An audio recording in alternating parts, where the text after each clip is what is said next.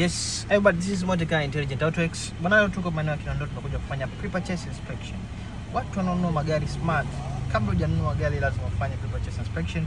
Sasa hii ni pre-purchase inspection ya Subaru Forester ya mwaka 2014. Hapa tupo ndani ya gari na tumetoka kupitia system zake za umeme, ambapo gari inakuja na umeme mwingi kama unavyoona. Steering wheel yake full option. Kwa hiyo results za inspection yetu zinaonyesha gari ilikuwa na historical faults chache upande wa brake ambazo tumekwenda kuziclear na kazi kuondoka, ambazo zilikuwa ni history, kwa hiyo zilikuwa zina issue. Lakini ukipitia mfumo wa umeme upande wa engine, gearbox, auto start, brake control, steering system zote ziko fresh, na kutokana na hivyo ikabidi twende zaidi kujiridhisha kwenye car electronics, kuanzia kwenye parts za steering mpaka vioo, kupitia kila kitu, master switch kama inafanya kazi vizuri, mfumo wa hizi side mirrors kama zinafunga na kufungua, kabidi tupitie wiper motors, taa, kujiridhisha kitu kama kitu kiko vizuri. Lakini pia halijaishia hapo, tukaja huku mbele kucheck.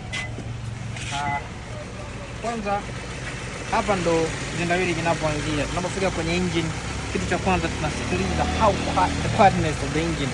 Engine ina soundije, tuko inagongaje, jumla sound ya engine ikoje, noise cancellation na kila kitu, kwa sababu kama engine imekuwa bad maintained lazima itakuwa na sauti mbaya sana.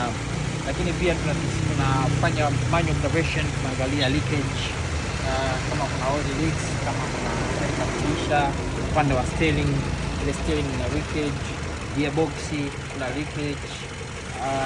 Hivyo ni issue ambazo inabidi sisi tujiridhishe kama tutasawa tunaweza kuendelea naye. Sasa chuma tumeipitia katika hivyo vipengele vyake vyote, na tunakuja kujiridhisha kama Motekai chuma imepass vigezo vya Motekai. Kwa hiyo chuma ambayo ni Subaru Forester imepass inspection ya Motekai. Sasa kuna kitu kimoja ambacho napenda kuwashauri watu wanaotumia Subaru, na hii nimeamua nifanye kila wakati, kwa sababu natamani kila mtu anapoamka anayemiliki Subaru aweze kusikia hicho kitu, kwamba kama unatumia Subaru yoyote, zingatia sana service. Weka oil ambayo iko recommended tu. Kwa mfano huyu mteja wangu anayekwenda kununua FB20 inabidi azingatie kuweka 0W22 huko ndani, asije kuweka oil aina nyingine yoyote.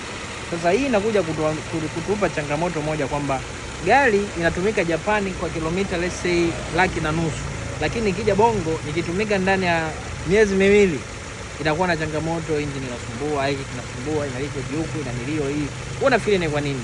Andika hapo comment chini tuweze kudiscuss kwa nini gari zinazotoka Japan zinakuja Bongo, gari imetumika labda kilomita 100,000, ikija Bongo inatumika kilomita 10,000, inakuwa imeshachoka vibaya mno. Motekai Intelligent Autoworks.